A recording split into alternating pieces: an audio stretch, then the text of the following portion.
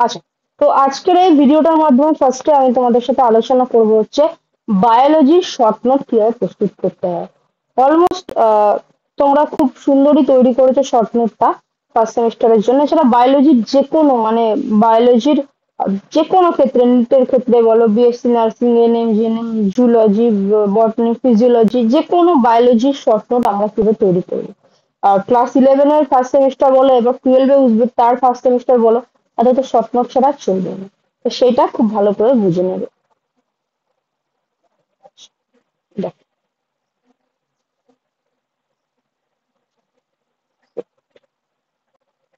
আচ্ছা, তো বায়োলজির যখনই আমরা শর্ট নোট তৈরি করব, আহ, আমরা যা যা পড়ছি তার দুটো পার্ট আছে। ওকে, একটা হচ্ছে কনসেপ্ট পার্ট আছে, একটা হচ্ছে ডেটা পার্ট আছে। তা কনসেপ্ট পার্টটা কিরকম? কনসেপ্ট পার্টটা ধরো সাপোজ আমরা বললাম হার্টে, হার্ট কিভাবে কাজ করছে সেটা হচ্ছে কনসেপ্ট পার্ট। সেই কনসেপ্ট পার্ট বুঝতে গেলে অবশ্যই হার্টের চিত্র এঁকে তোমাকে বুঝতে হবে। দেখো, এই হচ্ছে হার্টের চিত্র।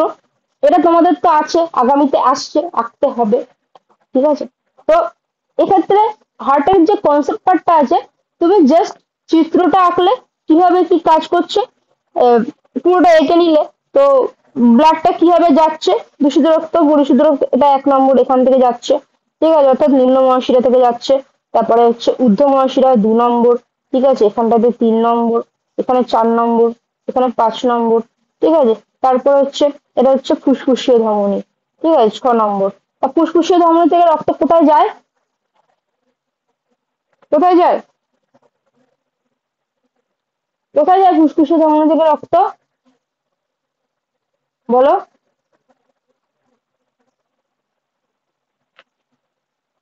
বলবে তো? হ্যাঁ, সেটা হয়ে গেছে তো। ফুসফুসীয় ধমনী থেকে যাচ্ছে কোথায়? সারা দেহে যাচ্ছে নাকি আহ ফুসফুসের দিকে যাচ্ছে?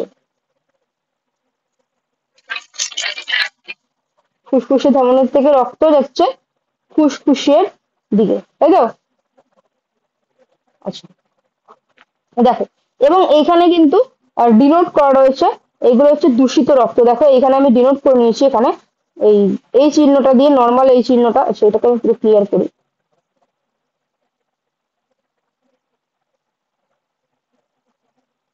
হার্ট আমাদের কিভাবে কাজ করছে দেখো। এই যে দূষিত রক্তের যে পার্টটা রয়েছে, দূষিত রক্ত, এইগুলো সব দূষিত রক্ত। এখান থেকে আসছে, এইভাবে আসছে, আহ ঊর্ধ্ব মহাশিরা থেকে এসে এখান এই এই অংশে চলে আসছে, এই পার্টটাতে চলে আসছে। ঠিক আছে, এবং এখান থেকে গিয়ে চলে যাচ্ছে ফুসফুসে ধমনী থেকে, ফুসফুসে চলে যাচ্ছে ওখান থেকে আবার পরিশুদ্ধ হওয়ার জন্য। ঠিক আছে, কার্বন ডাই অক্সাইড ত্যাগ করবে, অক্সিজেন নেবে, এগুলো আমরা পড়বো। তো ওখানে চলে যাচ্ছে।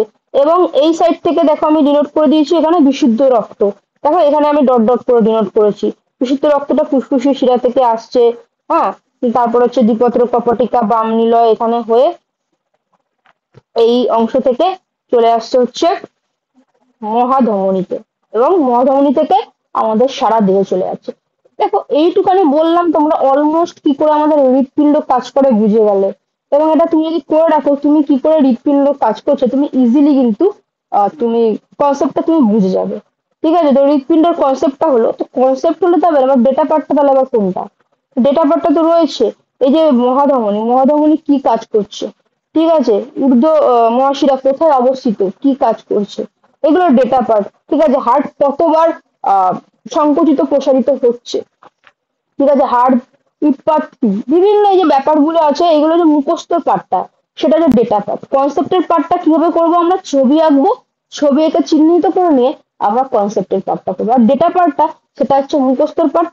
সেইটা আমরা জাস্ট পয়েন্ট করে করে লিখে নেবো, কি কি করছে না করছে সেটা আমরা ছোট ছোট বক্সে পয়েন্ট করে করে আমরা কিন্তু লিখে নিতে পারি।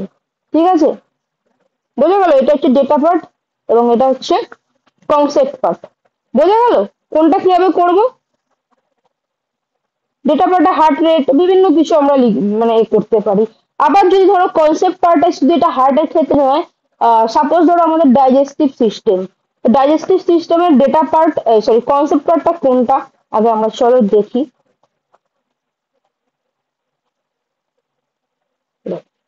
কনসেপ্ট পার্টটা হচ্ছে ডাইজেস্টিভ সিস্টেম বা হচ্ছে আমাদের যে পরিপাক তন্ত্র কিভাবে কাজ করছে, পরিপাক নালী কোনগুলো, পরিপাক গ্রন্থি কোনগুলো, এই যে আচ্ছা পরিপাক তন্ত্র কিভাবে কাজ করছে, এই যে আমরা মুখে খাবারটা নিচ্ছি সেটা চেবাচ্ছি, ঠিক আছে, তারপরে সেটা আস্তে আস্তে আমাদের হচ্ছে এপিগ্লটিস গ্লটিস সেখান থেকে চলে যাচ্ছে হচ্ছে আমাদের গলবিলে আসছে, ঠিক আছে, তারপরে সেখান থেকে আমাদের পাকস্থলীতে, এবং সেভাবে কিভাবে আস্তে আস্তে মলটা নির্গত হচ্ছে, এই মেকানিজমটা হচ্ছে কনসেপ্ট।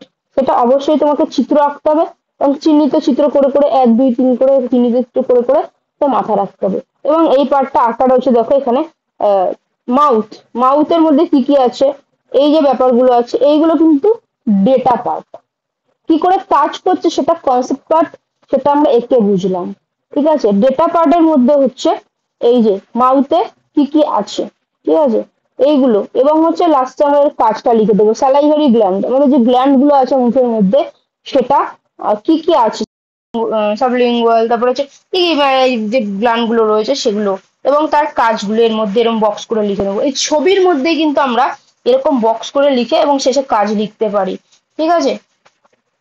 দেখো, তারপর হচ্ছে স্মল ইন্টেস্টাইন, স্মল ইন্টেস্টাইনের মধ্যে কি ডিউডেনাম, জেজুনাম, ইলিয়াম, ঠিক আছে, এবং এদের কাজগুলো এখানে আমরা লিখে নিতে পারি। এইটা হচ্ছে ডেটা পার্ট। কনসেপ্ট পার্ট কি করে কাজ করছে সেটা কনসেপ্ট, বাট এটার মধ্যে মধ্যে কি কি ইম্পর্টেন্ট যে তথ্যগুলো সেটা ডেটা পার্ট। দেখো লার্জ ইন্টেস্টাইন, এখানের এই যে ব্যাপারগুলো হচ্ছে এটা কিন্তু ডেটা পার্ট, ঠিক আছে, এইগুলো কি কি করে কাজ করছে। বলতে পারলাম কোনটা কনসেপ্ট পার্ট কোনটা ডেটা পার্ট, বুঝলে কিনা বলো আমাকে, বুঝেছো? বাকিরা, বাকিরা,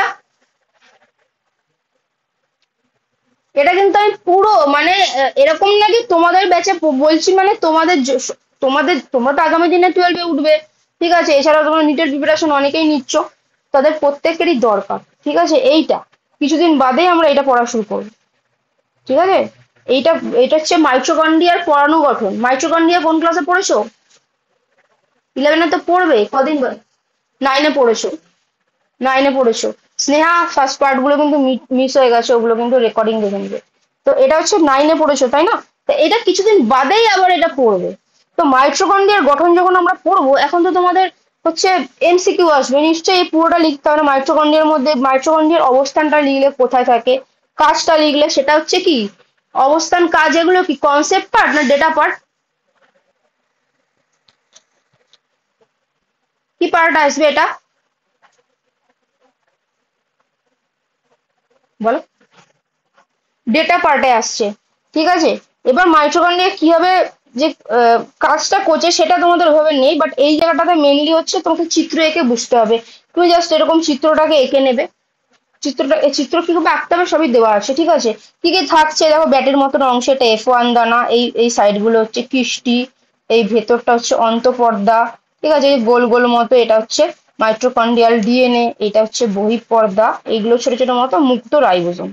এবার তুমি একে নিয়ে চিহ্নিত করলে, চিহ্নিত করে নেওয়ার পরে তুমি এই এফ দানা এমন ভাবে তুমি চিহ্নিত করলে, ফুল পেজে তোমার ফুল পাতার মধ্যে তুমি চিহ্নিত করলে, দিয়ে বক্স করে করে এফ দানার কাজটা তুমি লিখে দিলে, ঠিক আছে, কৃষ্টির কাজ অবস্থান লিখে দিলে, ঠিক আছে, অন্তঃপর্দা কি করছে সেটা লিখে দিলে বক্স করে, মাইটোকন্ড্রিয়াল ডিএনএ তার কাজটা লিখে দিলে, ঠিক আছে, মুক্ত রাইবোজোম কোথায় থাকে কাজটা লিখে দিলে। মানে এইটুকুর মধ্যে তোমার 3 পাতার জিনিস এইটুকুর মধ্যে তোমার মানে কমপ্লিট হয়ে গেল। বোঝা গেল কনসেপ্ট মানে ডেটা পার্টের ব্যাপারটা? হলো, আসছি পরপর সব। তো দুটো জিনিস থাকলে আমি প্রথমেই বললাম, একটা কনসেপ্ট একটা ডেটা।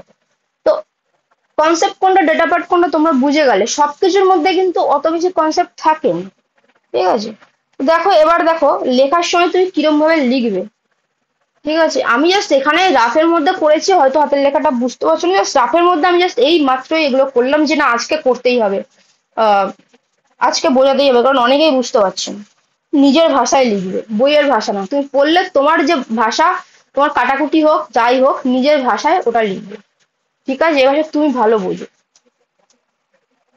কঠিন ভাষা, জটিল ভাষা, ইংরেজি ভাষা ওর নিজের ভাষায় তুমি লিখবে, ঠিক আছে। তারপরে আসছে তুমি রেখাচিত্র করে তোমায় পড়তে হবে। বেশ কিছু জিনিস আছে কনসেপচুয়াল পার্টে তোমার অবশ্যই রেখাচিত্র করতে হবে। চিত্র আঁকবে, রেখাচিত্র আঁকবে। ফার্স্টে রেখাচিত্র কিরম, কোনটা কোনটা রেখাচিত্র আঁকা যায় চলো দেখি। এইটা তো তোমাদের পড়া হয়ে গেছে তাই তো? এটা কিন্তু একটা রেখাচিত্র। রেখাচিত্র কি না এটা? এটাও কিন্তু একটা রেখাচিত্রের মধ্যে পড়ে। হ্যাঁ, এটাও কিন্তু একটা রেখাচিত্রের মধ্যেই পড়ছে। দেখো, এটা দেখো পুরো রাজ্য অ্যানিমিলিয়া। এটা না হলেও এই যে জিনিসটা রয়েছে, পুরো কনসেপ্টটা না হলেও বইয়ের 15-20 পেজের জিনিস একটা পাতার মধ্যে এসে গেছে। ঠিক আছে, যখন তুমি পড়ছো রাজ্য অ্যানিমিলিয়া পড়ছো, পর্বগুলো তুমি পড়ে যাচ্ছ, প্রোটোজোয়া, পরিফেরা, নিডারিয়া, টিনোফোরা, এই সমস্ত পর্বগুলো তুমি পড়ে ফেললে। তুমি যদি চাও এটার মধ্যেই তুমি কিন্তু কমপ্লিট লিখে নিতে পারো। কিরকম? এই জিনিসটাকে তোমার আরো বড়, মানে এইটার থেকে এইটার গ্যাপটা একটু বেশি দিতে হবে। ঠিক আছে, একটু বেশি দিতে হবে। বেশি দিয়ে তুমি প্রোটোজোয়ার এখানে যদি তুমি বক্স করো, তুমি প্রোটোজোয়ার বৈশিষ্ট্যগুলো ছোট ছোট করে নিজের ভাষায় তুমি লিখে নিতে পারছো। এবং শেষে উদাহরণ। পরিফেরেরও তাই, বৈশিষ্ট্যগুলো তুমি লিখে নিচ্ছ এবং শেষে উদাহরণ। টিনোফোরা সবার এই বক্স করে করে তুমি লিখছো। তো গায়ে গায়ে হয়ে যাবে, তাহলে তোমাকে অবশ্যই এইটা হচ্ছে ফুল পাতায় নিতে হবে। কিরকম ফুল পাতা নেবো? এই যে এরকম ফুল পাতা, মানে খাতা, যে লম্বা খাতা লম্বা করে এরকম নেব। আচ্ছা, এইটা এরকম ভাবে দেখিয়েছি, ঠিক আছে, আমি এখানে একটু বলে দিচ্ছি। যে রাজ্য অ্যানিমিলের পার্টটা হয়, তো আমরা ধরো প্রোটোজোয়া কথাটা এটা লিখলাম। লিখে প্রোটোজোয়ার বক্সটা এখানে রাখলাম। ঠিক আছে, প্রোটোজোয়া লিখে এর বৈশিষ্ট্য ছোট ছোট করে লিখলাম, উদাহরণ লিখলাম। তারপর পরিফেরা উপরে হেডিং করলাম বক্সটার মধ্যে, তার বৈশিষ্ট্যগুলো লিখলাম। মানে পরিফেরা লিখে তার বৈশিষ্ট্যগুলো লিখে লাস্টে উদাহরণ দিলাম। ঠিক আছে, বাকি নিডেরিয়া তার বৈশিষ্ট্য, পয়েন্ট, মেন যে পয়েন্টটা রাখলাম, তারপর বৈশিষ্ট্যগুলো আমরা লিখে দিলাম। ঠিক আছে, তো এটা কি লম্বা পাতার মধ্যে করতে হবে, এরকম বড় পাতার মধ্যে করতে হবে, তাহলেই হয়ে যাবে। হলো?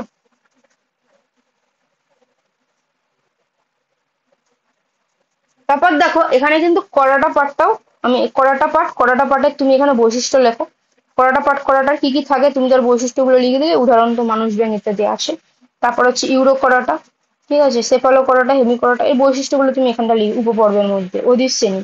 এবং এগুলোর প্রত্যেকটাই তুমি এরকম গ্যাপ গ্যাপ দিয়ে বক্স করে নাও। এটার কিন্তু প্রত্যেকটা এই মানে মোটামুটি একটা পাতার মধ্যে তুমি কমপ্লিট করে ফেলতে পারো। বোঝাতে পারলাম? এটা কিন্তু তোমার, এরকম নয় শুধু তোমার জন্য, সব ক্ষেত্রেই কিন্তু এরকম ভাবে তোমরা বায়োলজি জিনিসগুলো পড়বে। এটা রাজ্য অ্যানিমিলিয়া যে বড় বড় শ্রেণীগুলো রয়েছে, তোমাদের পড়তেই হবে, এইভাবে পড়তে পারবে। ঠিক আছে, দেখো একটার মধ্যে পুরো কনসেপ্ট চলে আসে। যারা এটা লিখে নিয়েছে তারা ইজিলি বলতে পারবে কোনটা কি আছে না আছে। তারা ইজিলি এমসিকিউ গুলো করে ফেলতে পারবে। পারবে তো নাকি? যথেষ্ট ভালো করেছো তোমরা। ক্লিয়ার? এটা তো জানোই। ক্লিয়ার তো? আচ্ছা, রেখাচিত্রের ব্যাপারটা আরো আসি একটু।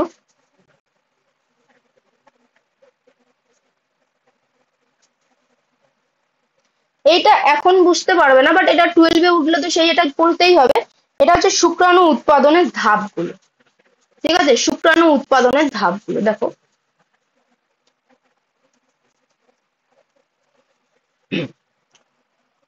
এই শুক্রাণু কিভাবে এই পরিণত শুক্রাণু, এটা এখন বোঝাবো না। এটা হচ্ছে আমাদের মানে মানুষের দেহে দেখো 46টা ক্রোমোজোম থাকে, তো শুক্রাণু হচ্ছে 23টা ক্রোমোজোম যুক্ত।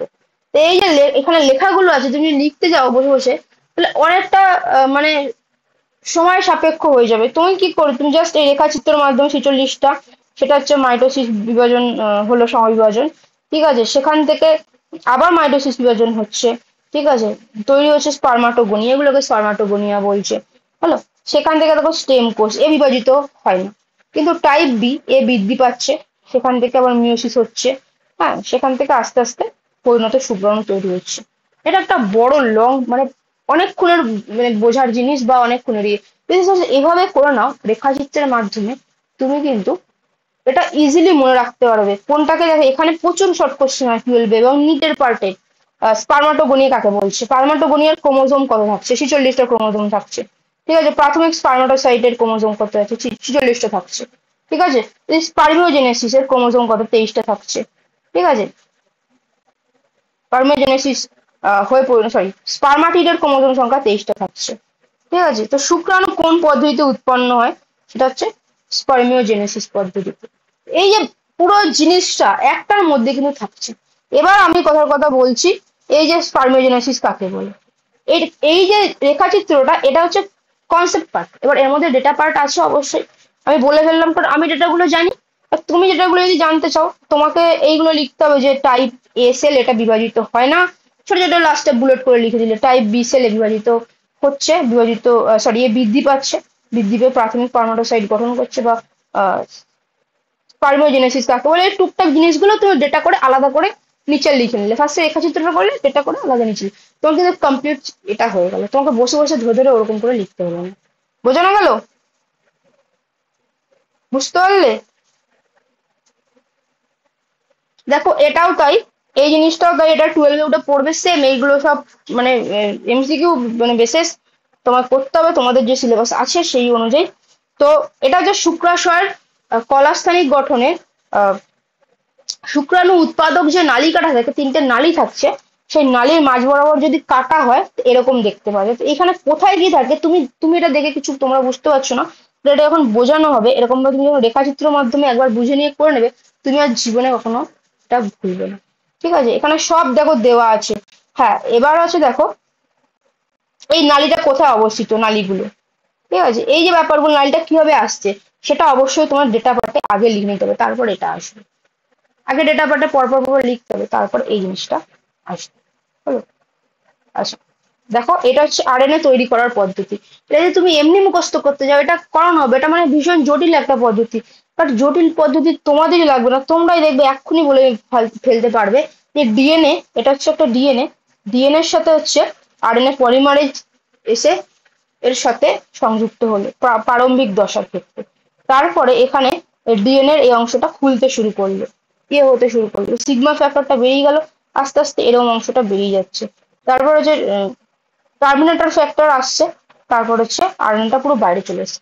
সেটা মেন জিনিস। এবার এইটা হচ্ছে মেন জিনিস, তুমি ছবিটা এঁকে নিলে, এঁকে নেওয়ার পরে এখানে কোথায় কি উৎসেচক কাজ করছে না করছে তুমি নিচে লিখে নাও, এই উৎসেচক কাজ করছে, পুরো জিনিসটা কিন্তু তোমার একদম ক্লিয়ার কাট কনসেপ্ট চলে আসবে।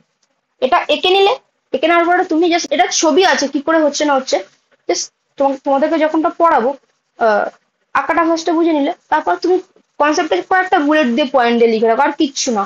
তারপর এরকম না সবার সবটা লিখতে হবে, জাস্ট যার যেটা একটুখানি মানে ভুলে যাচ্ছ, জাস্ট বুলেট দিয়ে লিখে নেবে, ব্যাস, ইজি। হলো? আচ্ছা, অলমোস্ট যেই কটা জিনিস থাকে আমি অলমোস্ট এখানে রাখার চেষ্টা করেছি।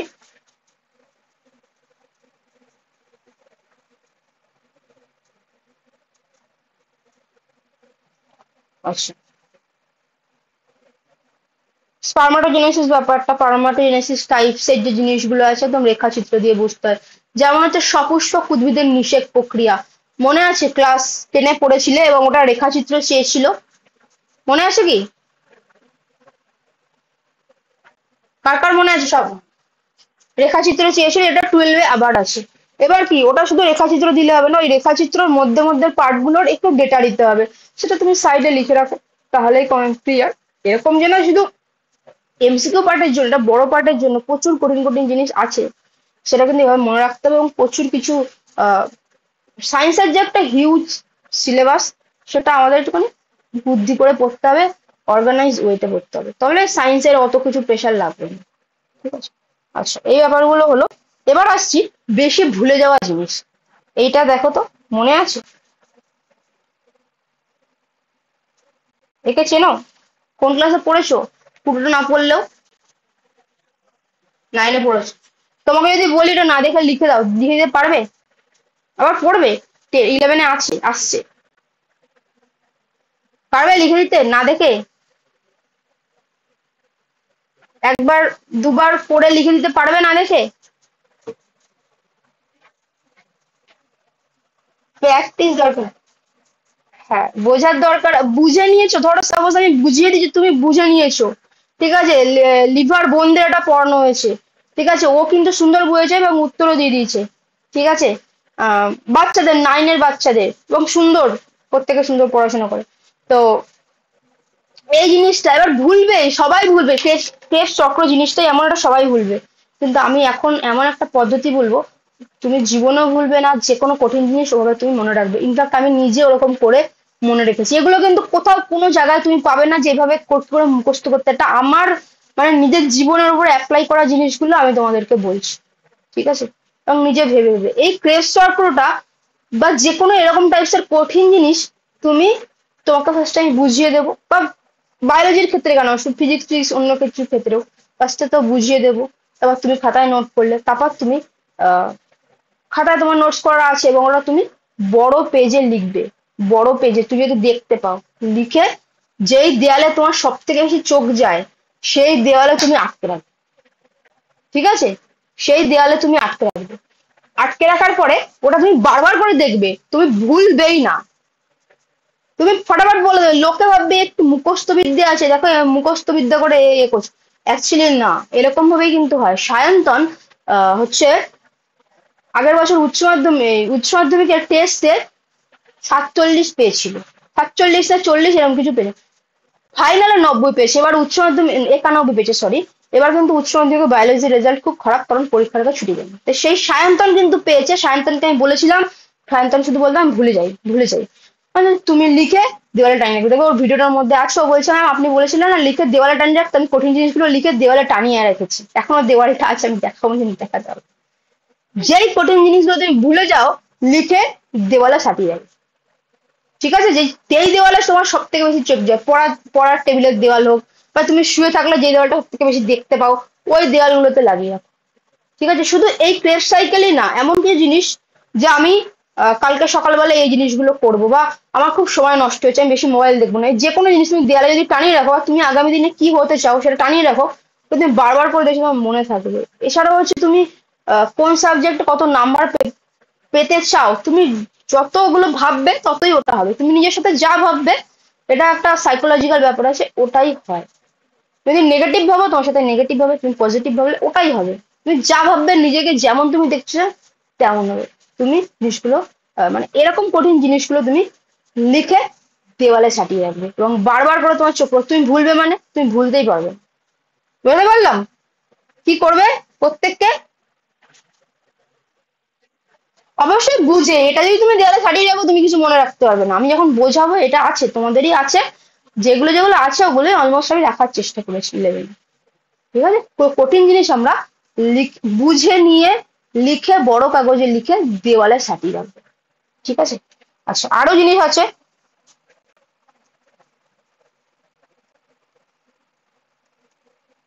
তাহলে কঠিন জিনিস আমরা কি করব, লাইক ক্রেস্ট সাইকেল, এইসব জিনিসগুলো আমরা হচ্ছে প্রথমে কনসেপ্ট বুঝবো, তারপরে হচ্ছে কনসেপ্ট বুঝে লিখবো নিজের খাতায়, এবং তারপরে হচ্ছে আমরা পেয়ার খাতা তো টুকে নেবো। এছাড়াও আমরা বড়, আমাদের চোখে পড়ে ছোট এইটুখানি একটা পেজে লিখে রাখলে তো দেখতেই পাবে, ও কি লেখা আছে তার মধ্যে দেখতেও পাচ্ছি না।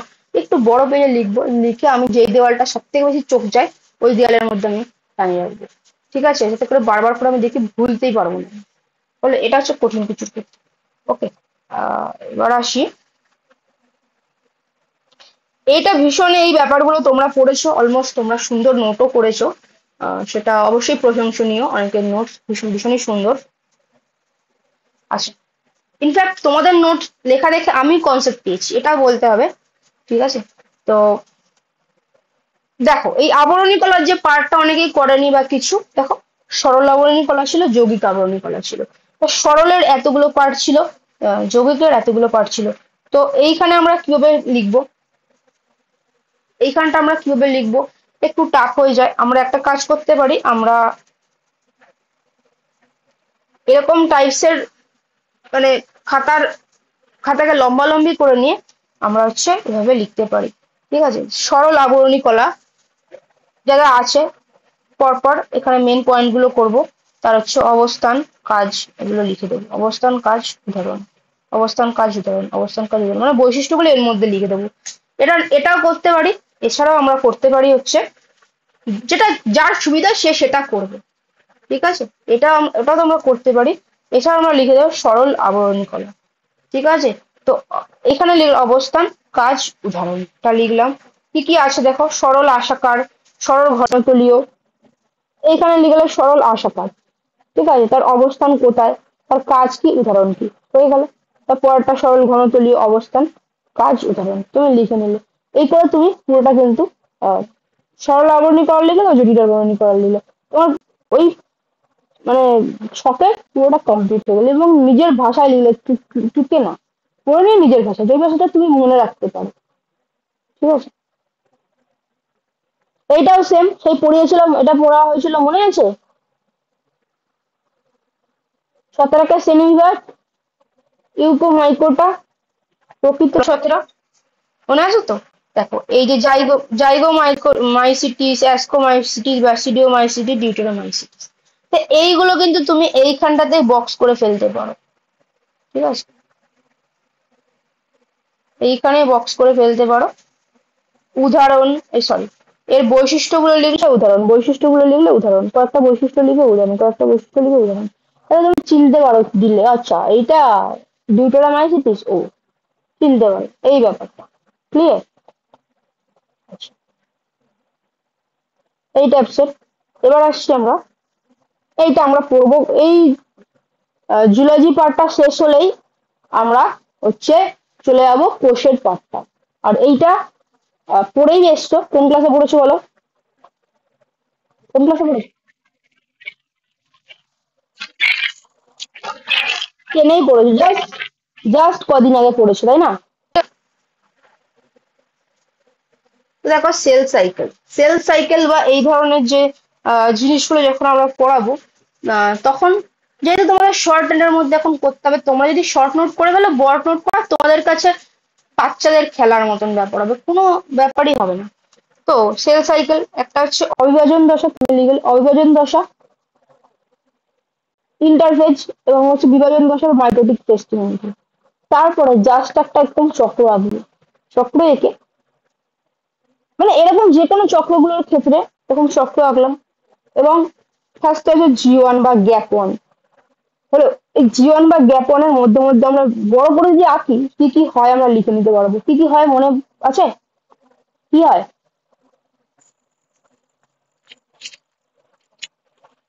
কে বলবে? জি1 বা গ্যাপ ওয়ানে কি কি ঘটে?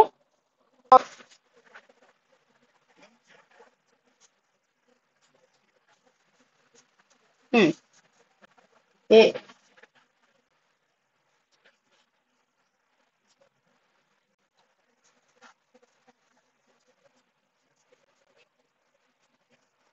একদম। আচ্ছা দেখো বেশ, একদম। তো তুমি, তোমাকে যে এখন শর্ট নোট তৈরি, এখানে জি1 তুমি লিখে বৃদ্ধি ঘটে, প্রোটিন সংশ্লেষ ঘটে, এবং হচ্ছে আরএনএ সংশ্লেষ ঘটে। ঠিক আছে, এইগুলো লিখে নিলে হ্যালো। তারপরে আসছে জি1 এস, এস দশাকে কি বলে?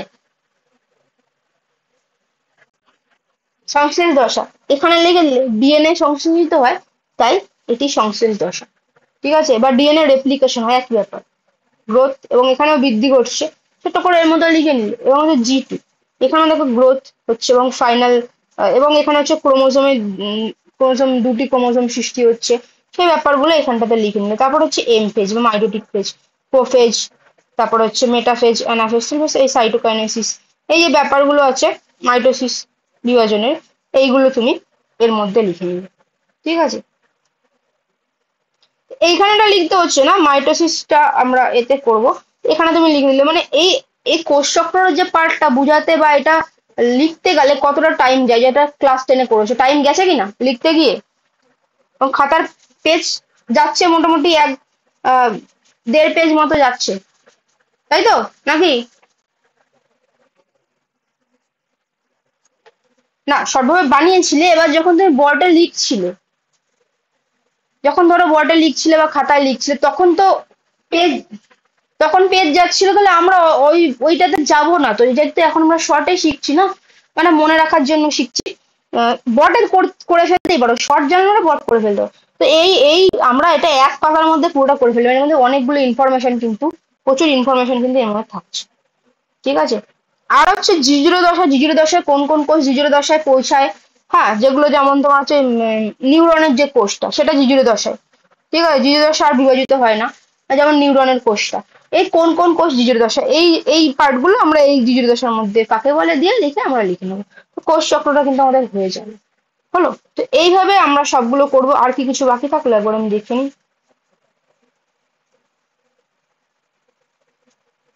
ধরো উদ্ভিদ গোত্রটার সময় আমি বলেছিলাম যে এরকম খাতার পেজটা এরকম মানে ল্যান্ডস্কেপ মোডে নিয়ে হচ্ছে ধরো উদ্ভিদের বিভিন্ন গোত্র তোমাদের যেগুলো আছে। আচ্ছা, এইখানে আর একটা ঘর করার দরকার ছিল। তো গোত্রগুলোর মধ্যে সাপোজ ধরো তুমি হচ্ছে সোলানেসি লিখলে, ব্রাসিকেসি লিখলে, তারপরে হচ্ছে যেটা আছে তোমাদের ইউফের বিএসিটা লিখলে। তাই পাতা কিরকম হয় সোলানেসি, ঠিক আছে, ইউফরবিয়াসির পাতা কিরকম হয়, ব্রাসিকেসির পাতা কিরকম হয়, ফুল কিরকম হয়, ইউফর সোলানেসির, ব্রাসিকেসির, ইউফরবিয়াসির পরপর তুমি লিখে দিলে সব কটা গোত্রে। ঠিক আছে, তো এখানে তোমাকে এক্সট্রা করে লিখতে হলো না, বোঝা গেছে? সব কটা গোত্র, যেই গোত্রগুলো আছে, যেই কটা হচ্ছে, পরে আবার তুমি খুব কেটে লিখো। ক্লিয়ার? বুঝতে পারলাম? ওকে। দেখো, এটা ছাড়াও হচ্ছে তুমি কিছু ছোট ছোট ডেটাগুলো তুমি লিখছো, সেটা লেখার জন্য তুমি হচ্ছে এরকম ধরো খাতার মধ্যে এরকম 3টে পার্ট করলে। আমি বারবার করে বলি যে শর্ট নোট মানে কিন্তু ছোট ছোট হাতের লেখার নোট না।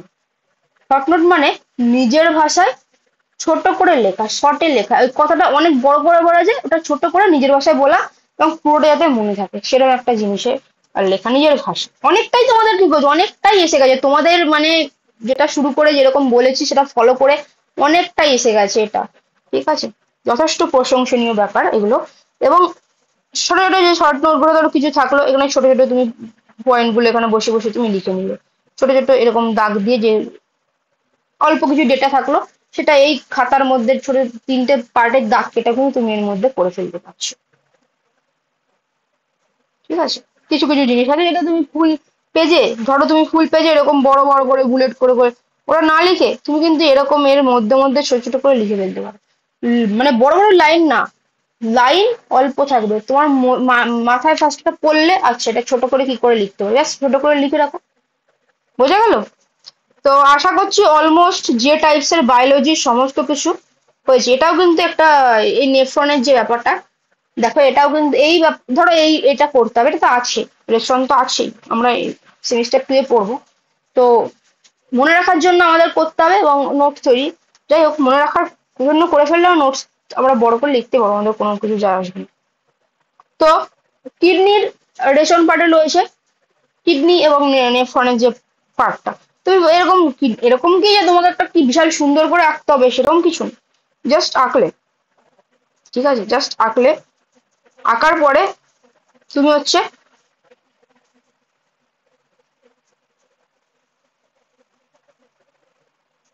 এই যে ব্লাডটা আসছে এখানে রেখাচিত্রের মাধ্যমে তুমি দেখিয়ে দিলে, এবং হচ্ছে এই অংশে হচ্ছে নেফ্রনটা থাকছে, এটা জুম করে দিলে, এবং হচ্ছে এটা এঁকে দিলে। ঠিক আছে, এই কিভাবে তোমাদের ভয়েস গুলো অফ করো, তোমাদের ভয়েস গুলো অফ রাখো। ওকে, আচ্ছা,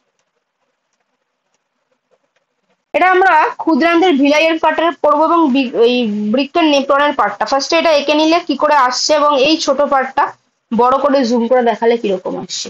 তো এটা দেখতে এরকম পেঁচানো গোছানো লাগছে, যখনই বুঝে যাবে কিছু হবে না। ব্যাস কিভাবে কিভাবে হচ্ছে তুমি লিখে নিলে। এবার হচ্ছে এইখানকার এই যে জায়গাটা কি কি থাকছে, এটা তো কনসেপ্টের জন্য এঁকে নিলে, এবার এই জায়গাটা কি কি থাকছে তারপরে তুমি হচ্ছে ছোট ছোট ছোট করে বুলেট করে করে লিখে দাও। ঠিক আছে, সেটা হচ্ছে এরকম, মানে ওই রকম একটা পেজের মধ্যে এরকম খোপ খোপ করে করে তুমি লিখে ফেলতে পারো। ঠিক আছে, এবং অবশ্যই কালার ইউজ করো।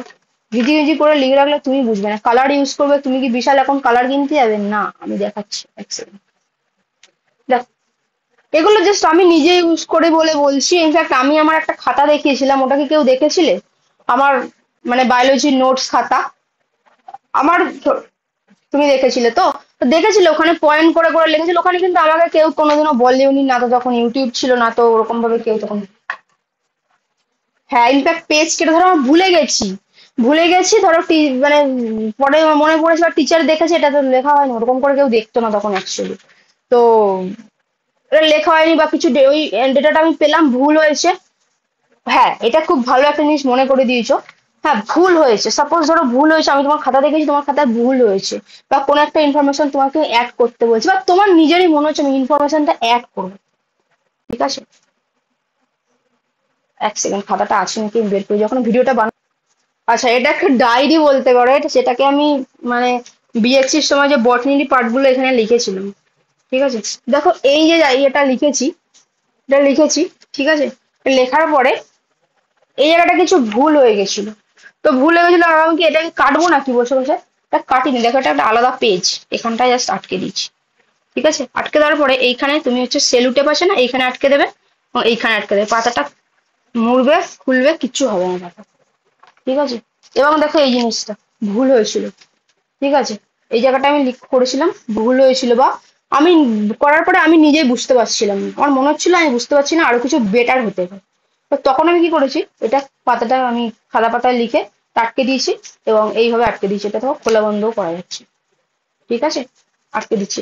ভুল হলে এরকম করতে পারবে, টুয়েলভে তো হবে, টুয়েলভে একদম প্রমিনেন্ট হতে হবে। ঠিক আছে, এখন থেকে শিখে যাবে। দেখো এই প্রত্যেকটা ক্ষেত্রে দেখো, এই যে এইখানে আমার মনে হয়েছিল কি, যে এটা একটু বেটার হতে পারে আমার নোটসটা, আমার পড়ার জন্য পুরো দেখো এটা হচ্ছে, দেখো কোন সালের ডায়েরি, আমি এমনি বলছি 2010 সালের, দেখো ডায়েরি, বহু বছর আগে, বুঝতে পারছো? ঠিক আছে, এটা কিন্তু আমাকে কেউ এরকম করতে হবে না, আমি নিজে নিজেই মানে এটা করে করে নিজে নিজে এগুলো, মানে আমি সমস্ত কিছু যা যা পড়তাম বই থেকে আমি নিজে নোটস করতাম, তারপরে আমি পড়তাম, সেইগুলো এখনো রয়েছে। এবার আমি এরকম না যে আমি তোমাদেরকে বলছি, আমি নিজে করি না, আমি যেগুলো নিজে করেছি সেগুলো আমি বলি। দেখো এখানে কিন্তু আবার এটা আমি করেছি, ভুল হয়েছিল বা কিছু আমার ঠিক হয়েছিল, আমার মনে হচ্ছিল প্রমিনেন্ট হয়নি। দেখো এখানেও কিন্তু এটা খোলা বন্ধ করা যাচ্ছে, এবং এই পাশে আমার লেখা আছে। ঠিক আছে,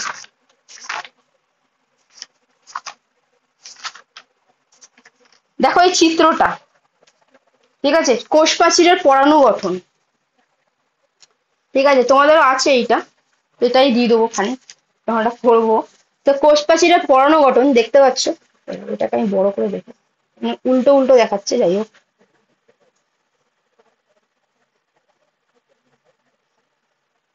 দেখো এটা উল্টো দেখাচ্ছে। ঠিক আছে, তো কোষ প্রাচীরের পরাণু গঠন আমি পড়েছি, এটা এখানে মানে নোটস তৈরি করেছি, পড়লো কি একটা, এখানে হচ্ছে নোটস তৈরি করেছি। এবার আমার কথা যেন মনে হয়েছে, এটা তো চিত্র থাকলে ভালো হতো, তাহলে আমি ভালো বুঝতে পারতাম। যখন আমার ধরো আমি রাত্রিবেলা শুয়ে আছি, আমার মনে হলো ওরা আমার চিত্র দিলে ভালো হতো। তারপরে আমি পরের দিন চিত্র আঁকলাম, একে দেখো কোথায় আটকে দিয়েছি, এই ওপরটা জাস্ট আটকে দিয়েছি। ঠিক আছে, ওপরটা জাস্ট আটকে দিয়েছি, এটা কিন্তু কোথাও আটকানি, এটা খোলা বন্ধ করে, এটা চিত্রটা আমি দেখে নিলাম। ঠিক আছে, এটা তো আমি এরকম করে এটা পড়েও নিতে পারছি, বোঝাতে পারছি? ক্লিয়ার? এটা নূর একটা খুব ভালো জিনিস মনে করে, আমি এটা নিয়ে আসলাম। ঠিক আছে, এখানেও দেখো সেম, এখানে আবার মাঝে আটকেছি। দেখো এটা হচ্ছে ডিম্বকের গঠন, ডিম্বকের গঠন। ঠিক আছে, ডিম্বকের গঠনটা তো আমি পড়েছি, নোটসটা তো লিখেছি, তারপর আমার মনে হয় ডিম্বকের গঠনটা তো আঁকলে ভালো হতো, ততক্ষণে আমার পরের কোশ্চেনটা এখানে লেখা হয়ে গেছে, তাই জন্য আমি এঁকেছি। ঠিক আছে, এঁকেছি, এঁকে মাঝখানটা আটকে দিয়েছি। দেখো এটা আলাদা পেজ, ছোট করে কেটে নিয়ে এঁকে আটকে দিচ্ছি। ঠিক আছে, তোমার মাথা থেকে বেরোবে এগুলো নিজের মতো। ঠিক আছে, যতদিন পড়াশোনা নিয়ে ভাববে, তত মাথা থেকে নতুন নতুন ক্রিয়েটিভ বুদ্ধি বেড়ে গেছে। কি পড়ে গেল ওটা? আচ্ছা,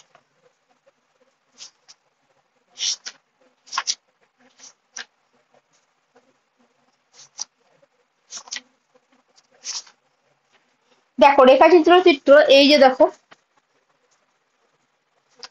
রেখাচিত্র, দেখো তখনই আমি এই যে রেখাচিত্র গুলো করে করে পড়া। ঠিক আছে, এই পুরো জিনিসটা একটা বড় পড়া, এটা আমি জাস্ট এঁকে রেখেছি।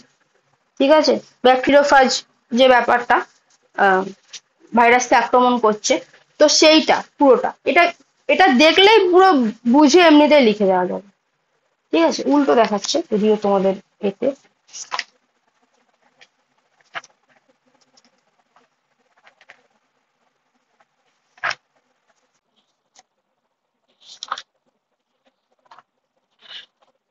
ঠিক আছে, যতটা সম্ভব আমার মনে পড়লো, আর যদি কিছু তোমরা মানে জানতে চাও যে এই পার্টটা কিভাবে করবো, তাহলে আমাকে এখনই বলতে পারো, তাহলে আমি সেটা বলে দিতে পারি, কারণ আমি একটার মধ্যে রাখতে যাচ্ছি কমপ্লিট।